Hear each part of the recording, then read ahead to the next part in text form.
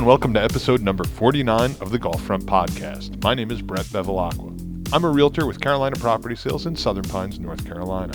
Just about every Monday, I release a new episode profiling one of the over 60 fantastic golf courses located in the Sandhills. This is the place to live if you live to play golf. This week, I decided to finally get to Tobacco Road, and upon finishing 18 holes, I jumped back on and played it again. Located in Sanford, North Carolina, 25 miles and about 30 minutes from downtown Pinehurst, lies one of the Sandhills' greatest courses. If you are in town, this is a must-play, and though short, it may be one of the toughest courses you will ever play. Tobacco Road opened in 1998 on the site of an old sand quarry and was designed by Mike Strands.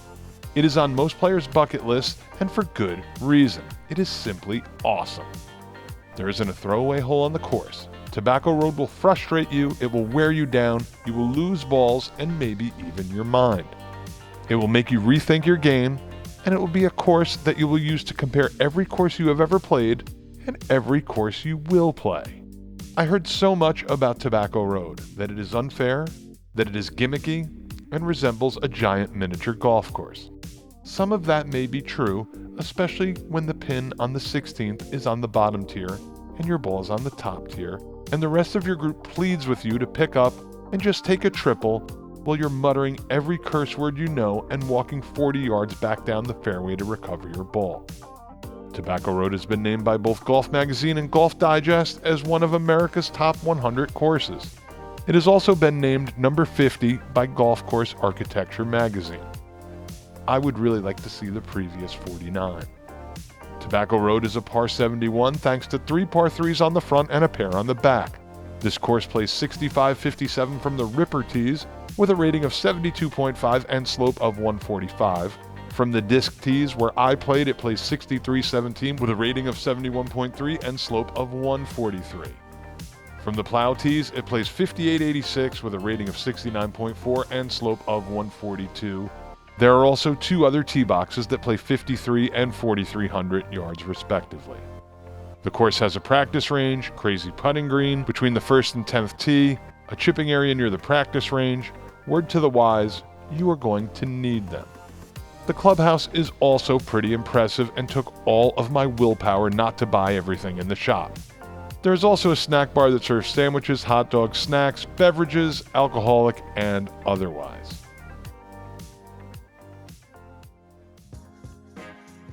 Tobacco Road starts off with a lengthy par 5 where you need to put your drive through a narrow fairway flanked by 2 large hills. You will need about 230 to 260 yards to get through depending on your tee box. From there the fairway opens up and once again you have to put your shot through a narrow fairway. Staying center left here should keep you out of trouble and give you a decent angle at a left to right sloping green that is protected by an enormous bunker up front. The second is a medium-length par 4. There is a large mound on the right. The green is just behind that, but beware there is a good bit of waste area on the green side of the mound. If you do drift slightly right off the tee, the mound should kick you back into the fairway. I thought for sure that my drive was in trouble on the mound, but was pleasantly surprised to find my ball in the fairway. From there you should have about 80 to 120 yards to the green.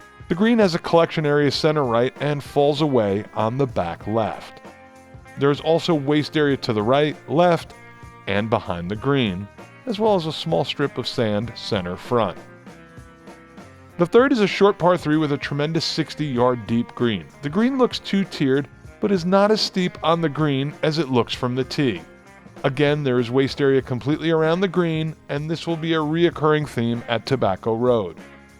If the pin is back, you may have trouble holding the green. The fourth is the second par 5 on the front 9, and it is significantly shorter, though more difficult than the first hole.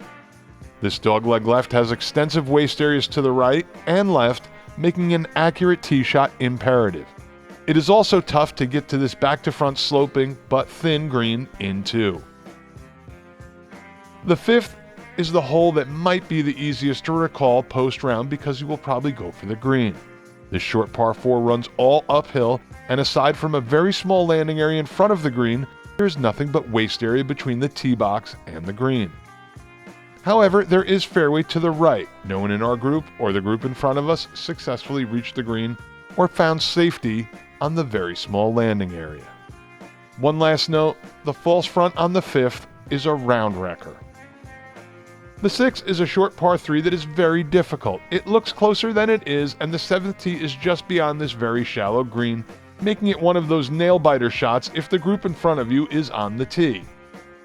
I was so nervous I was going to blade my tee shot, and of course I did. Thankfully, I pulled it a little left and didn't kill anyone. The 6th plays a bit easier when the pin is to the left, which at 20 yards is the deepest part of the green. The 7th plays much shorter than the posted yardage as it is all downhill and the hill is fairly steep. It is more than possible to reach the waist area protecting the green some 300 yards from the tee boxes.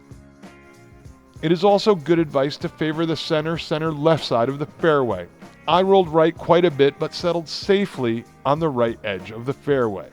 Had it been a little drier, I might not have been so lucky. The green is massive at over 40 yards deep, making it an easy target, but you need to put it close to the pin. If you miss the green, you will be in the waist area. It must be said that putting across most greens at Tobacco Road will be at least a 3-putt. The 8th is a lengthy par 3 to a large boomerang-shaped green. The green is two-tiered with the front being lower. If you are on the lower part of the green, you really need to muscle up on your putt to get it onto the high side. It is daunting as the back of the green slopes off the back. The par 4 9th is 400 yards of sheer terror. Depending on the tees you play, you need to put it out there between 170 and 270 yards to a generous landing area where a good portion is obscured behind a hilly waist area. From there it is all uphill to a thin but deep green nestled between two mounds. I was a bit offline and played my approach off the taller mound on the left and was able to get pretty close to the pin at the back of the green, which was a miracle. 9 brings you back to the clubhouse. The 10th tees are on the other side of that large practice green. The par 4 10th is a lengthy dogleg right with waist area to the left and right of a fairly thin fairway that slopes slightly left to right. If you find any waist area on this hole, you probably won't find your ball, and if you do, you will have your hands full trying to escape.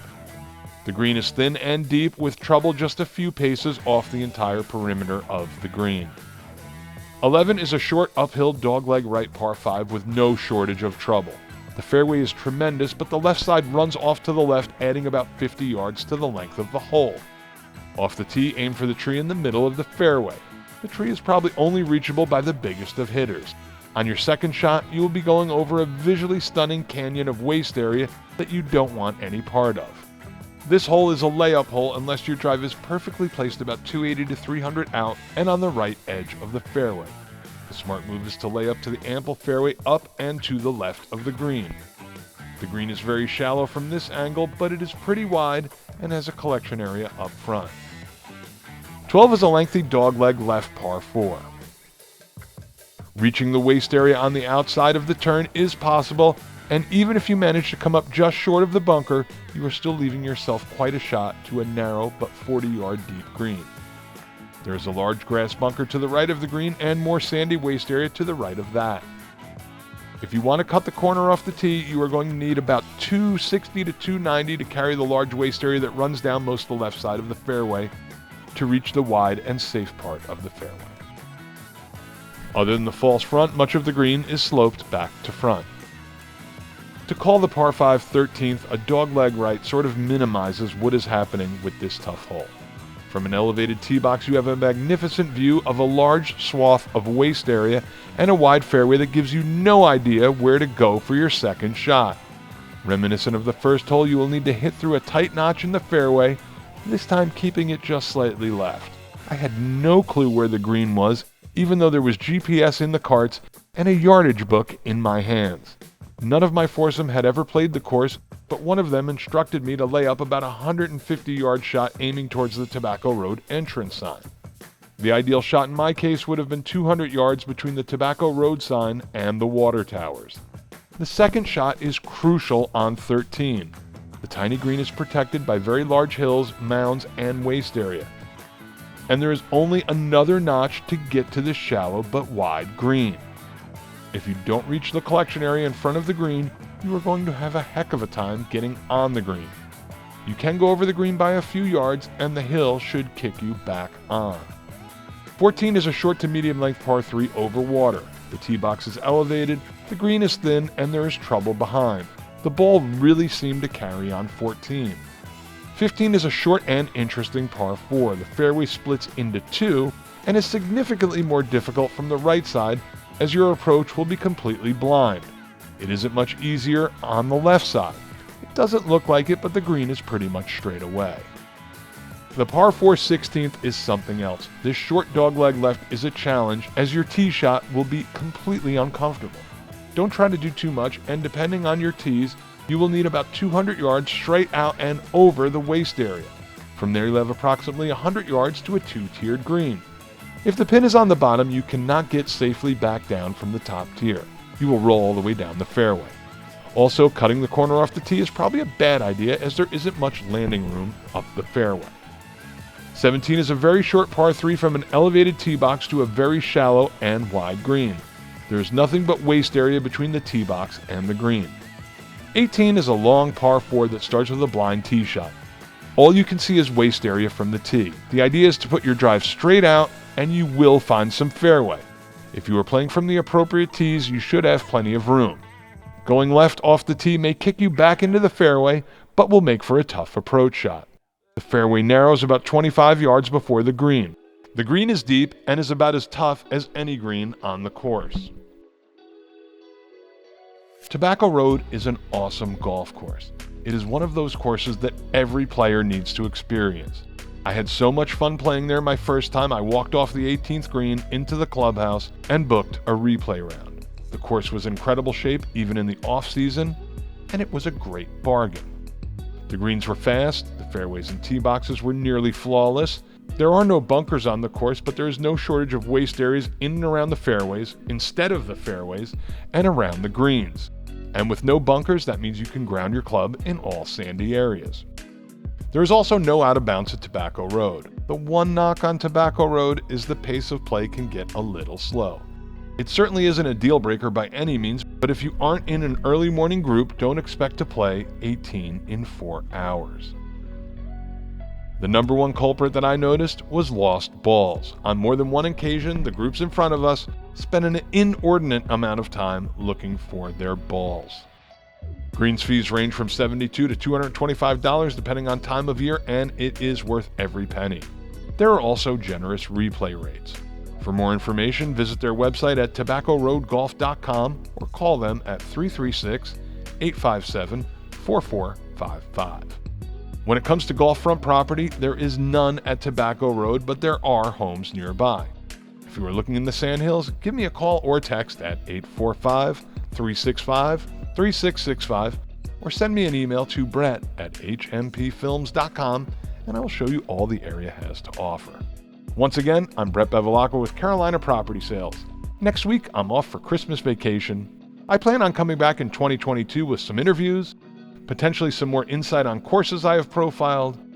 There will also be a few more courses to get into, and I hope to get to that sooner rather than later. Thanks for listening, and have a Happy New Year.